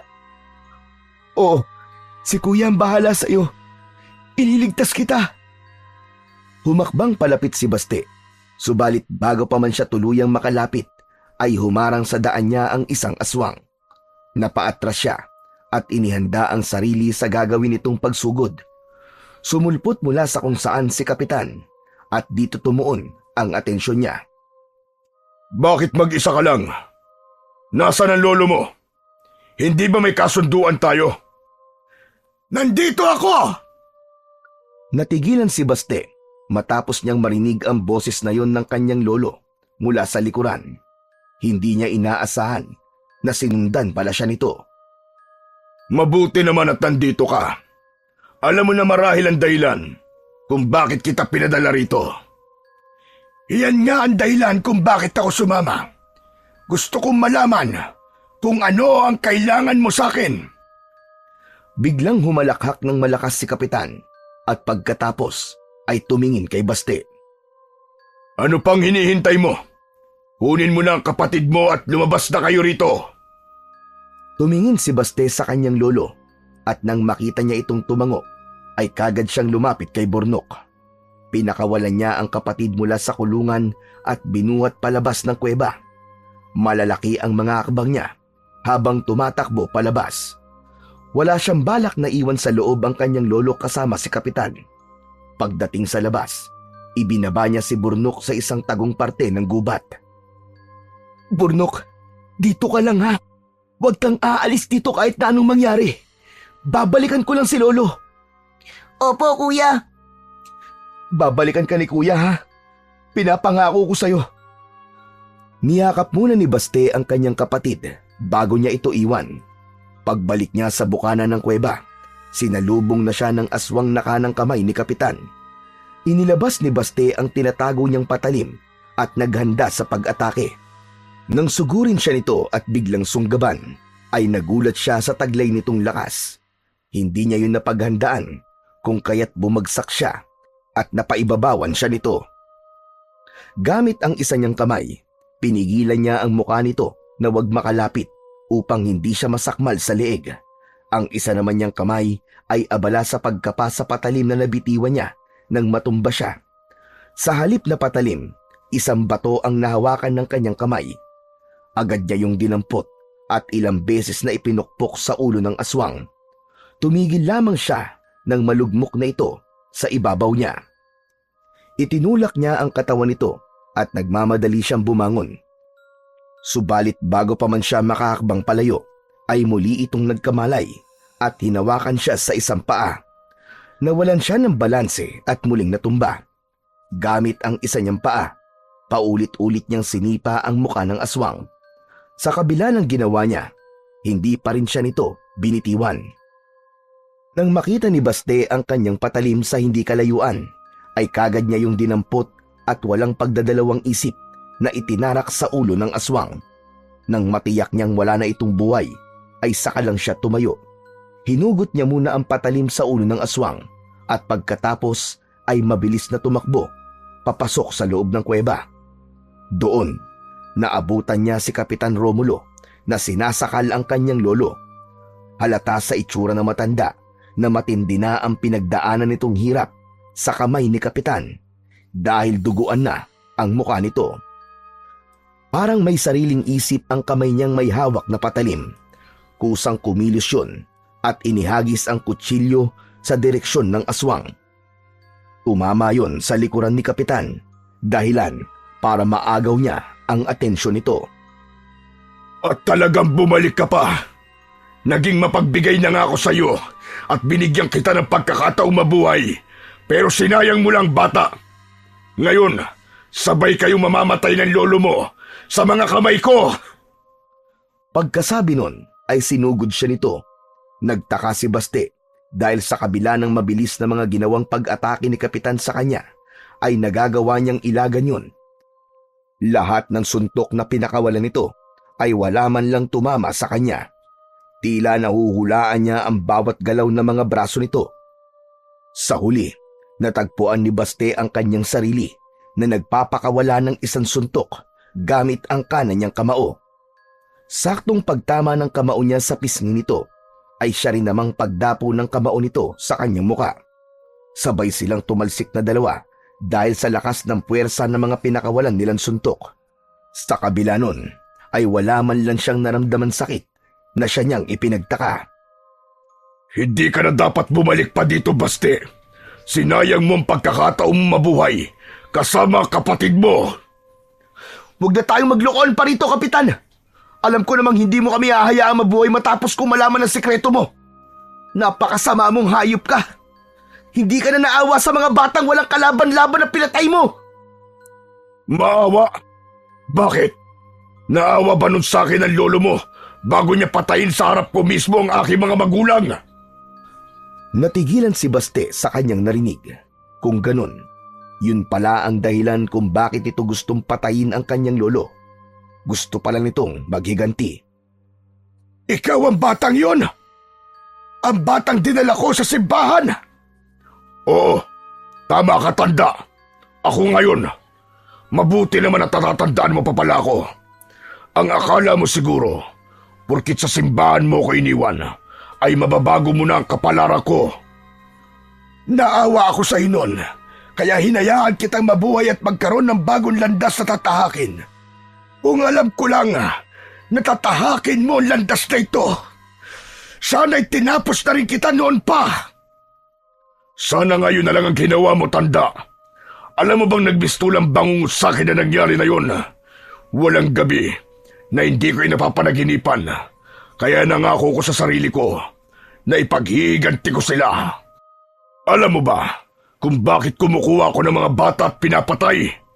Dahil gusto kong maramdaman ng mga magulang nila ang sakit na naramdaman ko noong nawalan ako ng mga magulang. Dahil sa mga pinagagagawa mo, pinatunayan mo lang lalo na dapat lang talaga na alisin sa mundo mga katulad nyo. Kung may dapat mang sisihin dito, Yun ay walang iba kundi ang lolo mo. Siya ang punot dulo ng lahat. Kung hindi niya pinatay ang mga magulang ko, hindi sana ako nagkaganito. Tama na! Tama na, Kapitan! Kahit na ano pang sabihin mong hayop ka, hindi na nun mababago ang katotohanan na masama kang tao. Pagbabayaran mo ang lahat! Sa halip na matakot sa sinabi niya, ay humalakhak lang ito.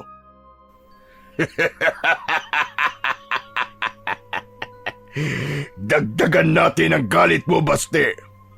Hindi ba nabanggit mo sa akin na namatay sa sunog ang mga magulang mo? Alam mo ba na ako may gawa ng sunog na yon? Ginawa ko yun para maranasan ng kanilang mga anak ang pakiramdam na mawalan ng magulang.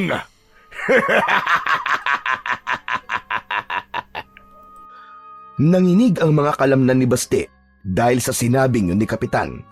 Pakiramdam niya ay umuusok ang ilong niya sa tindi ng galit na kanyang nararamdaman. Napakasama mo! Demonyo ka! Nagsisisi na ako na minsan ako naniwala na mabuti kang tao! Sisihin mo ang lolo mo. Siya ang may kasalanan kung bakit ako nagkaganito. Tumahimik ka! Pagbabayaran mo ang lahat ng kasamaang ginawa mo! Hindi ako papayag na makalabas ka ng buhay sa gubat na to! Tignan natin kung sino ang hindi makakalabas ng buhay dito. Pagkasabi nun, ay biglang nagpalit ng anyo si Kapitan sa harapan ni Baste. Naging isa tong nakakatakot na nilalang. Naging kulay itim ang balat nito. Nagkaroon ng mahahabang mga kuko, nakausli at matutulis na mga ngipin mula sa bibig. Humaba rin at naging kulay puti ang buhok nito at kulay pula naman ang mga mata na animoy nagbabaga sa dilim. Ibang-iba ang itsura nito sa karaniwang aswang na alam niya. Pagkatapos nitong magpalit ng anyo, binalingan nito ang kanyang lolo. Muling hinawakan sa leeg at pagkatapos ay ibinalibag. Naging maagap naman si Baste sa pagsalo sa katawan ng kanyang lolo upang hindi ito tumama sa matigas na dingding ng kuweba. Ganun pa man, nasaktan pa rin ang matanda at sumuka ng dugo. Mag-iingat ka sa kanya, Apo. Isa siyang gabunan. Higit siyang malakas kumpara sa mga karaniwang aswang. Ipinaba muna ni Baste ang kanyang lolo Ambo sa isang tabi bago siya nagsalita. Ako na pong bahala sa kanya, lolo. Kung kaya na po ng katawan niyo, tumakas na po kayo habang may panahon pa. Nasa labas lang po si Burnok. Isama niyo po siya. Hindi, Apo. Hindi kita maaaring iwang mag-isa. Ang mabuti pa, ikaw ang tumakas. Ako lang naman ang kailangan niya. Magsasalita sanang muli si Baste, subalit naudot yun dahil biglang sumulpot sa tabi nila si Kapitan Romulo. Tumayo si Baste at itinago sa kanyang likuran ang kanyang lolo. Nang umatake sa kanila ang aswang gamit ang matutulis nitong mga kuko, ay naging maagap naman sa pagdepensa si Baste. Nagawa niyang sanggain ang mga pag-atake nito. Habang ginagawa niya yon, lihim siyang namamanga sa kanyang sarili dahil nahuhulaan niya kung saan dadapo ang kamay nito, kaya naaagapan niya yung sanggain. Nagtagal ng ilang minuto ang pagtatagisan nila ng bilis bago huminto sa pag-atake si Kapitan Romulo at umatras. Nang muli itong sumugod, ay naging doble pa ang bilis nito sa pag-atake. Mistulang kidlat sa bilis at halos hindi niya namamalayan na dumadaan na pala sa kanyang balat ang matutulis nitong mga kuko. Napaluhod siya nang atakihin siya nito mula sa likuran. Bagamat nararamdaman niya na mabilis na naghihilom ang kanyang mga sugat, hindi niya pa rin maiwasang manghina. Biglang sumulpot sa kanyang harapan si Kapitan Romulo at sinakal siya nito gamit ang dalawang kamay. Hinawakan naman niya ang magkabilaan nitong braso at gamit ang buo niyang lakas ay pinisil niya yon. Napangiwi sa sakit ang aswang. Lumuwag ang pagkakasakal nito sa kanya hanggang sa tuluyan niyang maalis ang mga kamay nito sa kanyang leeg. Dahil hawak niya pa rin ang mga braso nito, pinilipit niya ang mga yon at binitiwan niya lang ng tuluyan ng mabali ang buto. Pagkatapos nun, nagpakawala siya ng suntok sa mismong dibdib nito. Sa lakas ng suntok na ibinigay niya, tumalsik ito at tumama ang likod sa dingding ng kuwebang kinaroroonan nila. Kaagad din naman itong nakabawi ng lakas. Mula sa kinaroroonan nito ay mabilis itong tumalon papunta sa kanya. Nagawa niyang sanggain ang nakaamba nitong mga kuko, subalit bumagsak siya dahil sa lakas ng ginawa nitong pag-atake. Hindi pa man tuluyang nakakatayo na maayos ay muli na naman siya nitong inatake. Hinawakan siya nito sa magkabilaang balikat at sinakmal sa batok. Napasigaw siya sa sakit nang maramdaman niya ang pagbaon ng matutulis nitong mga ngipin sa kanyang balat. Pagkatapos siya nitong sakmalin, hinawakan siya nito sa leeg at inihagis. Sumuka siya ng dugo matapos siyang humampas sa kanyang pinagbagsakan. Nang mga sandaling yon, sa halip na manghina, pakiramdam ni Baste ay may kung anong nabuhay na lakas sa kanyang katawan. Sa kabila ng pinsalang natamo, wala siyang ibang gustong gawin kung hindi ang sumugod. Dahan-dahan siyang tumayo at sa pagkagulat niya ay kusang kumilos ang kanyang mga paa, pasugod sa aswang. Pakiramdam ni Baste na mga sandaling yon ay mistula siyang galit na toro na handang manuwag. Nang tuluyang makalapit, binangga niya ang sikmura nito gamit ang kanyang ulo. Sa lakas ng ginawa niyang pagbangga, muli itong tumilapon sa malayo. Nilapitan niya ito at sunod-sunod na inundayan ng suntok sa muka. Kulang na lang ay madurog ang muka nito dahil sa lakas ng mga binibitiwan niyang suntok. Huminto lang siya sa ginagawa niya nang makita niya ang kanyang patalim mula sa hindi kalayuan. Kinuha niya yon at muli siyang bumalik sa harapan ng aswang. Para ito sa ginawa mo sa mga batang walang kalaban-laban! Itinaas ni Baste ang hawak na patalim at pagkatapos ay itinarak yon sa dibdib ng aswang. Kaagad rin yung hinugot pagkatapos. Ito naman, para to sa ginawa mo sa mga magulang ko at sa pagdukot mo sa kapatid ko! Demonyo ka!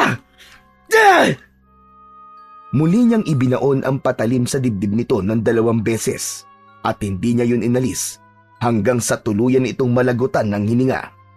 Nang matiyak niyang wala na itong buhay, ay saka lang siya naglakad palapit sa kanyang Lolo Ambo. Lolo Ambo, kaya niyo po bang maglakad? Nang tumango ang matanda, ay tinulungan niya itong makatayo at inalalayang maglakad palabas ng kuweba. Agad nilang tinungo ang kinaroroonan ni Burnok at kagad siya nitong niyakap nang makita siya. Uuwi na ba tayo, kuya? Gusto ko na pong umuwi. Gusto ko na pong makita si Lola. Oo, Burnok. Uuwi na tayo. Makakauwi ka na. Magkakasama-sama na tayo ulit. Binuhat ni Baste ang kanyang kapatid at nagsimula na silang maglakad palabas ng gubat. Bakit pala kasama mo si Lolo, kuya? Siya yung pulubing tinulungan mo noon, di ba? Mahabang kwento, Burnok. Saka ko na lang ikikwento sa'yo. Ang mahalaga ngayon, ligtas ka na. Siguradong matutuwa si Lola kapag nakita ka niya. Salamat, kuya. Alam kong darating ka para iligtas ako. Oo naman. Hindi ako papayag na may masamang mangyari sa'yo. Kapatid kita eh. Nang mga sandaling yon, walang paglagyan ng saya si Baste. Masaya siya dahil nailigtas niya ang kanyang kapatid. At higit sa lahat, masaya siya dahil sa wakas ay nagkaroon din ng hustisya ang pagkawala ng kanyang mga magulang. Pagdating nila sa bahay, kagad silang sinalubong ng kanyang lola. Bakas sa mukha ng matanda ang saya nang makita silang tatlo. Burnok! Burnok, apo ko! Salamat naman sa Diyos at ligtas ka! Nakauwi kayong tatlo ng ligtas! Maraming salamat po, Panginoon! Kaagad na kinanlong ng kanyang lola si Burnok.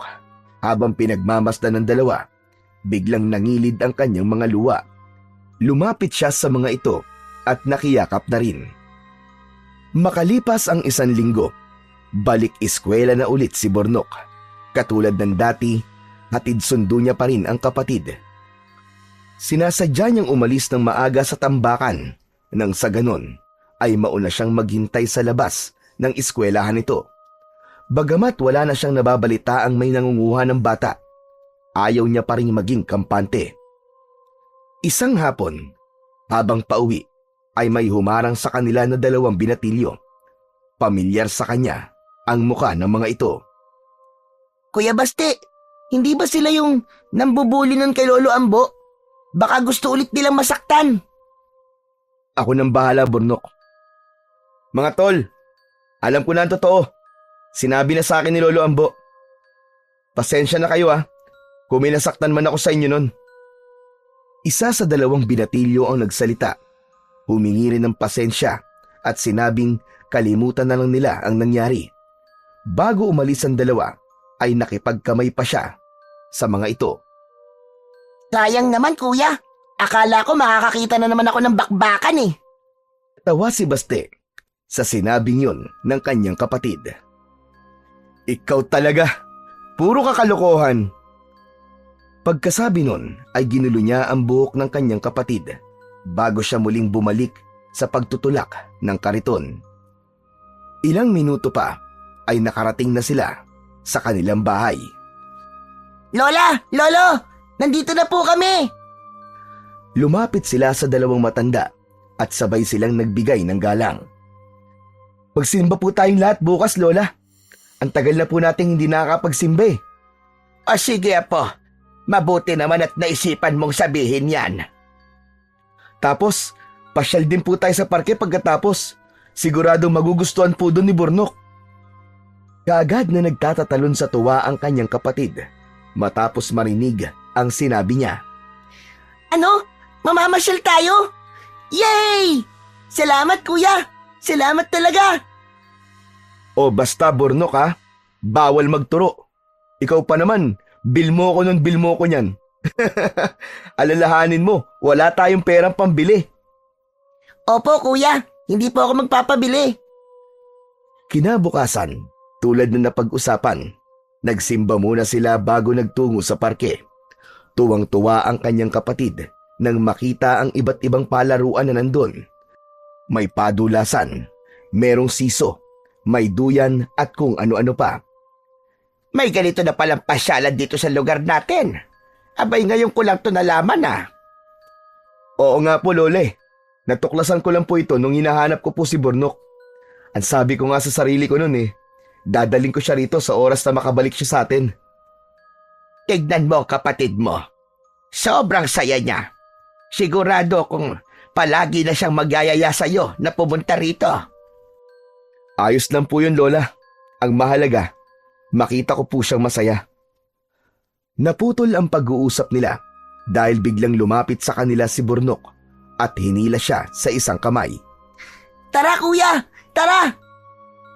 Walang nagawa si Baste nang hilahin siya nito palapit sa isang padulasan. Sa huli, natagpuan niya ang sarili na nagpapadulas na rin katulad ni Burnok. Marami pa silang sinubukan laro pagkatapos hanggang sasabay silang sumuko ng dahil sa pagod. Gusto mo ba nun, Burnok? Tanong niya kay Burnok nang mapansin niyang pasulyap-sulyap ito sa nagtitinda ng sorbetes. Hindi na po kuya. Bawal ako magturo, di ba? Tig-10 lang naman yan Halika, bili tayo. Sigurado ka kuya? Sa halip na sagutin ang tanong nito, ay hinawakan niya ang isa nitong kamay at hinila. Bakas ang tuwa at pagkatakam sa mukha nito nang iabot ng tindero ang sorbetes. Gusto mo kuya? Sunod-sunod siyang umiling kahit pa natatakam din siya. Lumapit sila sa kinaroroonan ng 2 matanda at naupo sila sa tabi ng mga ito.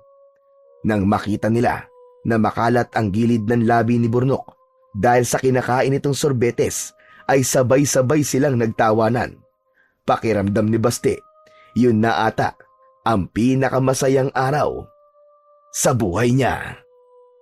Nang dahil sa isang malupit at madugong pangyayari, kahit papano ay nagpasalamat sa Diyos si Baste dahil nailigtas niya ang kanyang kapatid mula sa bingit ng kamatayan at ganun rin ang kanyang lolo Ambo na hindi niya akalain na totoo pala niyang lolo, na ito pala si Lucio ang madalas na ikwento ng lola niya na akala niyang isa lang kwentong pambata.